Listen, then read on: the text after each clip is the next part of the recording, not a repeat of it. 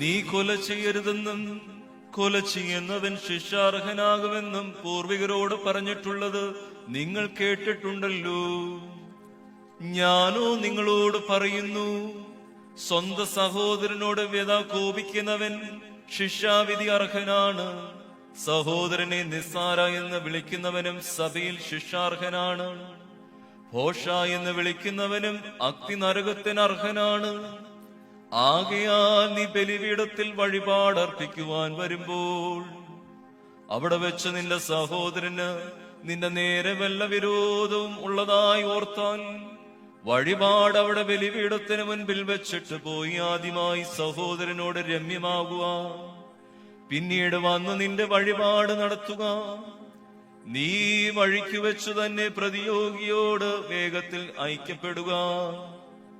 ഇല്ല എങ്കിൽ പ്രതിയോഗി നിന്നെ ന്യായാധിപനെ ഏൽപ്പിക്കുകയും ന്യായാധിപൻ പിന്നെ സേവകനെ ഏൽപ്പിക്കുകയും അങ്ങനെ നിന്നെ കാരാഗ്രഹത്തിലാക്കുകയും ചെയ്യും.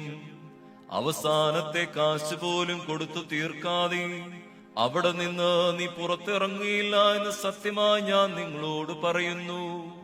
നിങ്ങൾക്കെല്ലാവർക്കും ശാന്തി ഉണ്ടായിരിക്കട്ടെ.